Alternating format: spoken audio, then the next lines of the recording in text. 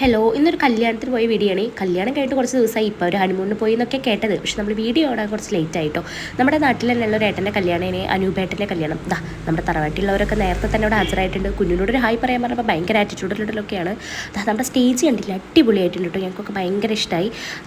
കല്യാണ തലേന്നത്തെ ഈ ബിരിയാണി ഉണ്ടല്ലോ, അത് സൂപ്പറാണ് കേട്ടോ. അങ്ങനെ ഒരു അടിപൊളി ബിരിയാണിയൊക്കെ കഴിച്ച് കഴിഞ്ഞത് അവസാനമാണ് വീഡിയോ തന്നെ എടുത്തത്. ഇവളാണ് കേട്ടോ ഏറ്റവും ഫസ്റ്റ് ഇരിക്കുക, എന്നാൽ ഏറ്റവും അവസാനം കഴിയാൻ വേണ്ടിയാണ്.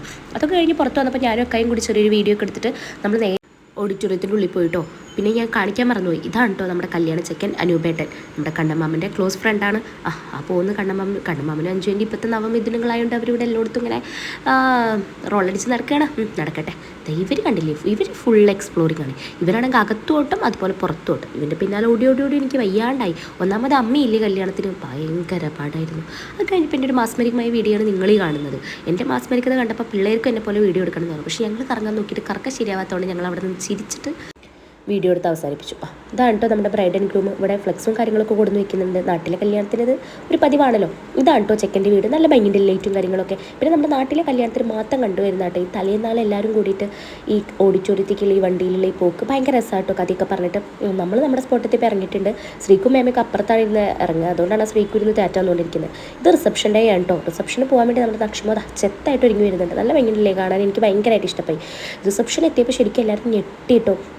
അടിപൊളിയായിട്ടുണ്ടായിരുന്നു. അടിപൊളി ഗ്രാൻഡ് വെഡിങ് തന്നെയായിരുന്നു. ഇവൻസ് ഒന്നും രക്ഷയില്ല, അടിപൊളിയായിട്ട് എല്ലാം അവർ ചെയ്തു വെച്ചിട്ടുണ്ടായിരുന്നു.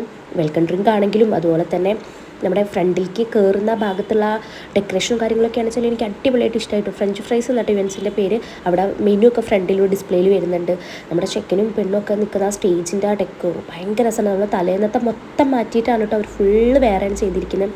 അതിൻ്റെ അടുത്ത് തന്നെ ഇൻസ്ട്രുമെൻസും കാര്യങ്ങളൊക്കെ വായിക്കുന്നുണ്ട്. നമ്മൾ കുറച്ച് നേരം അവിടെ ഇരുന്ന് ഇതൊക്കെ കണ്ടതിന് ശേഷമാണ് ഫുഡ് കഴിക്കാൻ തന്നെ പോയത് കേട്ടോ. ഇങ്ങനെ ഡിസ്പ്ലേയിൽ കാര്യങ്ങളിലൊക്കെ അവിടെ നടക്കുന്നതൊക്കെ കാണാൻ പറ്റുന്നുണ്ട്. എന്തായാലും അടിപൊളി പരിപാടി തന്നെയായിരുന്നു.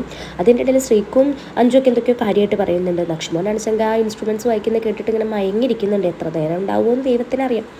അത് കഴിഞ്ഞ് നമ്മൾ ചെക്കനും പെണ്ണിനൊക്കെ കുറച്ച് നേരം ഇരുന്ന് കണ്ടവരുടെ ഇവരുടെ ഈ പാട്ടൊക്കെ കേട്ടതിന് ശേഷം നമ്മൾ നേരെ ഫുഡ് കഴിക്കാൻ പോയിട്ടോ. ഫുഡൊന്നും ഒരു രക്ഷയില്ല ഗൈസ്. ഒരുപാട് വെറൈറ്റീസ് ഉണ്ടായിരുന്നു. ഭട്ടൂര, പത്തിരി, നെയ്പത്തിരി, ബിരിയാണി, മന്തി, ചിക്കൻ ബ്രോസ്റ്റ് എല്ലാം ഉണ്ടായിരുന്നു. ഒരുവിധം ഐറ്റംസ് എല്ലാം ഞാൻ പറക്കി കൂട്ടി എൻ്റെ പ്ലേറ്റിൽ ഇട്ടിട്ടില്ല. എനിക്ക് പറ്റാവുന്നതെല്ലാം ഞാൻ പറക്കി കൂട്ടിയിട്ടിട്ടുണ്ട്.